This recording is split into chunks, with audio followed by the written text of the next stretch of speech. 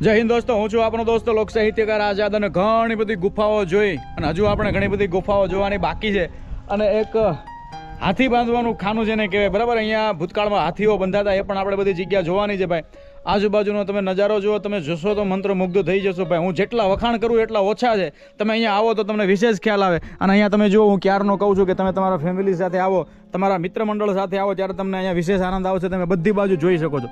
પ્રાચીનતાના પડઘા છે, ઇતિહાસની અંધાણી છે. અહીંયા આપણે કોઈને પૂછવા જઈએ તો કંઈક નવું જાણવા મળે.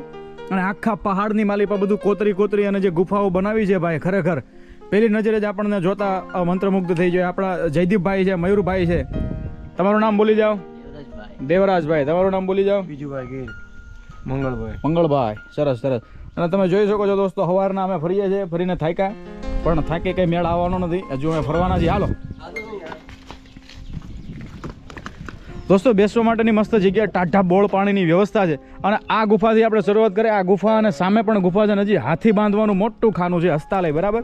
એ પણ મારે હસ્તી લઈ, ટૂંકમાં હસ્તી એટલે હાથી, બરાબર. એ પ્રમાણે હું તમને કહું, આ બધી ગુફાઓ તમે જોઈ શકો છો.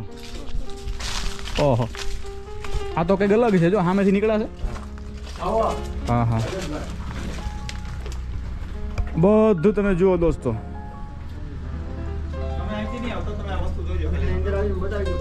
વાંધો નહીં. એક નાની ગુફાઓ છે, તો બહુ સાઈઝમાં બધી રીતે.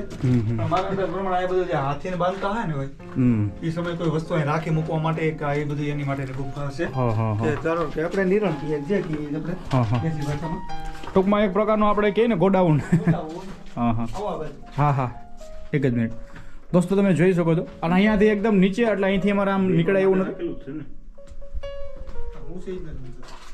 આગળ આ ગુફાઓ છે, પણ જોતા બેઠક વ્યવસ્થા જેવું લાગે. એવું નથી. આમાં એવું હોય કે ભાઈ અહીંયા જે તે માણસો બેહતા હોય, અથવા હાથી બાંધવાનું ખાનું છે, એવું છે, બરાબર છે. એટલે હાથીને લગતી કોઈ વસ્તુ રાખવામાં આવતું હોય. તમે જે કીધું એમ ઘાસ ચારો એ વાત બરાબર છે.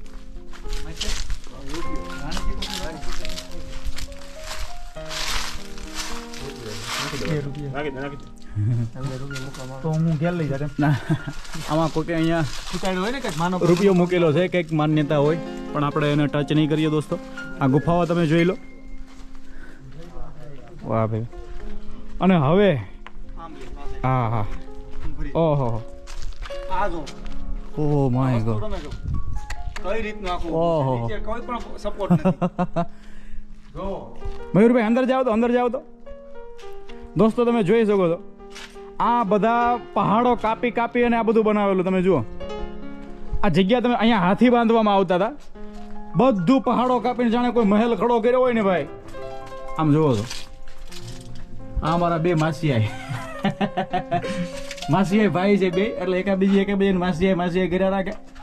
આનંદ છે. આ તમે વસ્તુ તો જો, કોઈ પણ સપોર્ટ વિધાઉટ સપોર્ટ તમે પાછળ ઉપરનો ભાગ જો, આગળ ઓહો, આ જો આમ ઊંચું. મયુરભાઈ, હું એક જ વસ્તુ પૂછું કે જે તે સમયે ખરેખર જે લોકો વાતો કરે ગુજરાતમાં અમે આ ગુફા જોઈ દોસ્તો, આ જગ્યાએ તમે નથી આવ્યા તો હું એટલું કહું, આ જગ્યાએ નહીં, ઓલ ઓવર વર્લ્ડમાં તમે ગમે ત્યાં ગુફા જોઈ, પણ આ ગુફાઓ નથી જોઈ, તો હું તમને એટલું કહી શકું કે તમે કંઈની ગુફા નથી જોઈ. મતલબ ભલે તમે જે ગુફાઓ જોઈ હોય, પરંતુ આ ગુફા નથી જોઈ તો તમે ઘણું બધું નથી જોયું એવું હું જરૂર કહીશ. અહીંયા હાથી બાંધવામાં આવતા, તમે ઊંચે અહીંથી હું તમને દેખાડું. જો અમારા બધા મિત્રો છે. જયદીપભાઈ, તમે અહીંયા જાઓ તો આ તમે જુઓ કેટલું આ બધું કપાણ ને આ બધું જે કોતરી અહીંયા તો તમે જો એકદમ લીસું ભાઈ. આ દૂરથી તમે જુઓ પહાડ જે છે, આમ જુઓ, આ ઊંચો પહાડ છે, બરાબર છે. આ બધી જગ્યાએથી તમે જુઓ. અને હવે હું તમને જે જગ્યાએ લઈ જાઉં છું, હાથીખાનું, બરાબર, હસ્તી લઈ હાથીખાનું છે. હા, તમે અહીંથી તમે ખાલી ઉપર બતાવવા લોકોને. ઓહ, અને પાલી જો, જ્યારે આપણે પ્લાસ્ટર ન કર્યું, હા, એ જ ટાઈપ સેમ વસ્તુમાં તમે જોઈએ 8 સ્તંભ હતા. એમાં જો કે અત્યારે સમયના અભાવે કે એટલું બધો ટાઈમ થઈ ગયો છે, એટલે થોડા ઘણા તૂટી પણ ગયા છે, તમે જોઈ શકો છો. પણ આની તમે સાઈઝ જોવો કેટલી હાઈટ. હું એમ કહું છું, આજથી વર્ષો પહેલા, સદીઓ પહેલા, જ્યારે આ જગ્યાઓ એમની વર્તમાન સમયમાં હશે, એ કેવી હશે આપણે કલ્પના કરવાની. ખાલી આપણે બસ કલ્પના કરવાની, અનુમાન કરવાનું. અંદર હોય છે. હા,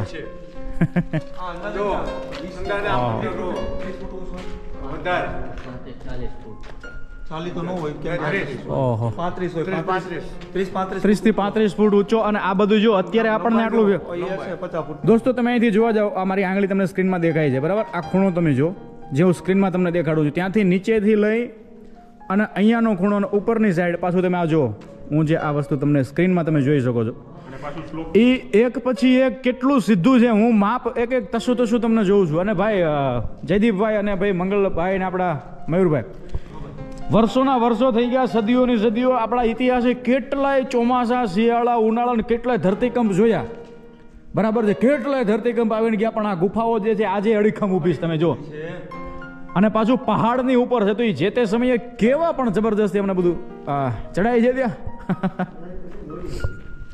પડતા નહીં હો ભાઈ અમારા વિજુભા ગીર છે ને એક આમ જોવા જાય ને થોડાક શરમાળ છે પણ આમ જ્ઞાનથી બારે બધું છે પણ એ પોતે એક્સપ્રેસ નથી કરી શકતા રેડી અને અને આમ તો ગીરનો ભૌમિયો એનું નામ જ ગીરનું ભૌમિયો પડેલું છે વાહ વાહ કે આ છે ને આ ભાઈ ગમે ત્યાં ગમે એમ પોગી જાય ગમે લોકેશન માંથી ગમે એ વસ્તુની ડિટેલ લેવી હોય ને નાગી પહોંચી જાય પણ પોતાની યુટ્યુબ ચેનલમાં પોતે વ્યક્ત નથી કરી શકતા એને શું બોલવું જણાવો શું તમે ત્યાં જોયું નથી જવાયું ઉપરનું કોતરણી કામ કેવું છે બધું આ શું છે તમને ખબર છે હું તમને કહું આપણે કુવાઓ જોયા બરાબર એની જેમાં ઉપર જે તે સમયે પાણીના પ્રવાહ આવતા હોય ને આ એના કોતર ધોવાણો છે આ એના લીધે કોતર આપણે ભણવામાં આવતું ને કે પાણીના લીધે ઘસારા થાય આ એના લીધે થયેલું છે અને તિરાળા હોય પછી થાય આવી જાઓ નીચે ધીમે ધીમે હો ભાઈ હે કાયાના કુડા રે ભરોસા દેહુના જૂઠા રે દિલાસા મારી ભાઈ નૈના રે બોલે રે ગાઢ ને કાંગ રે ઓહો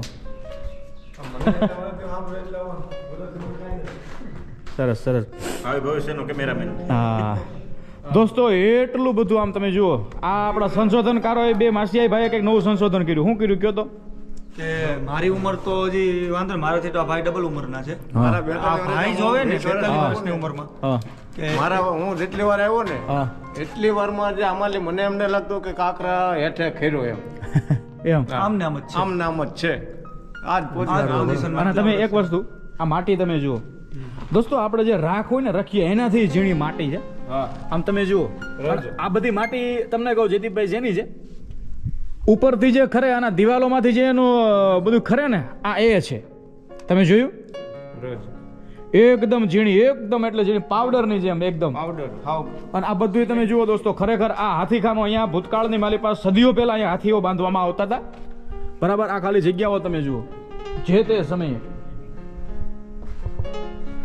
હજુ આગળ પણ ગુફાઓ છે અહીંયા તો ભાઈ 2 દિવસ તાગ લેવા જાય ગુફાઓનો તો ન આવે અઢળક ગુફાઓ છે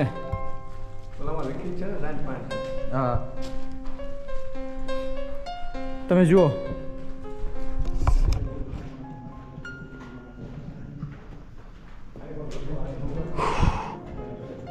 દોસ્તો ખરેખર વિડીયોમાં તમને ઘણું બધું જાણવા મળશે ઘણું બધું જોવા મળશે અને વિશેષપણે તમને હું ગેરંટી આપું કે તમને અહીંયા આવવાની ચોક્કસપણે પ્રેરણા મળશે એટલે હું તમને વિનંતી એટલી કરું કે જ્યારે પણ તમે આ બાજુ આવો તો આ બધી ગુફાઓ જોવા માટે જરૂર આવજો મહાભારત કાળ સાથે જોડાયેલો અહીંનો ઇતિહાસ છે કોઈને કોઈ જગ્યાએ તમને ઘણી બધી ગુફાઓ જોવા મળશે પહાડોને કાપી અને બનાવવામાં આવેલી બધી ગુફાઓ અને ઠેર ઠેર ઘણા બધા પાણીના સ્ત્રોત એવા કૂવાઓ પણ છે તો જે પણ તમારે જોવાના રહેશે અને વિશેષપણે તમે વિદ્યાર્થી અવસ્થામાં હોય તો વિદ્યાર્થીઓને ખાસપણે અહીંયા આવવું ખરેખર તમને ઇતિહાસ પ્રત્યે રુચિ પડશે ખરેખર ઇતિહાસ પ્રત્યે તમને ઘણું બધું જાણવા અને જોવા મળશે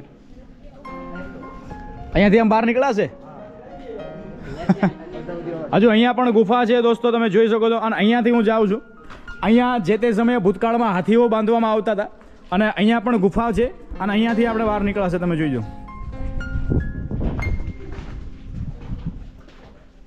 ઓહો ગજબ ગજબ ભાઈ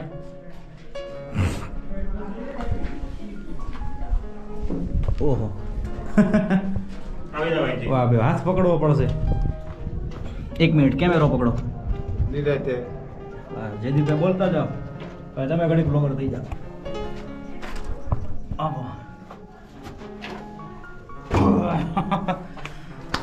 હા હા દોસ્તો તમે જોઈ શકો છો અહીંયા પણ ગુફાઓ છે અને પ્રકાશ તમે જુઓ બધી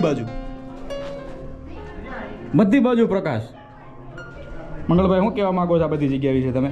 આ જગ્યાએ અમે કહેવા માંગીએ કે આ ગુફાઓ કે બેહવા બેસતા આ જે તે સમયે સાધુ સંતો અહીંયા તપસ્યા કરતા હોય એવું કંઈક હનુમાન કે 100%. લો પકડો, 1 મિનિટ કેમેરો પકડો, બસ તમે બ્લોગિંગ કરો.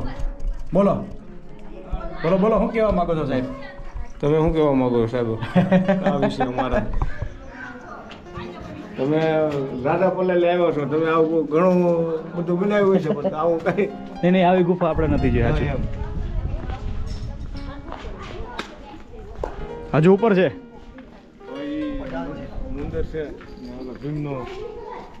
હજુ દોસ્તો આપણે ઘણું બધું જોવાનું છે. ઉપર પણ ઘણી બધી ગુફાઓ છે, એ પણ આપણે જોવાની બાકી છે. ફરીને મળીશું આગળના વિડીયોમાં. અસ્તુ ધન્યવાદ. જય હિન્દ, જય મા ભારતી.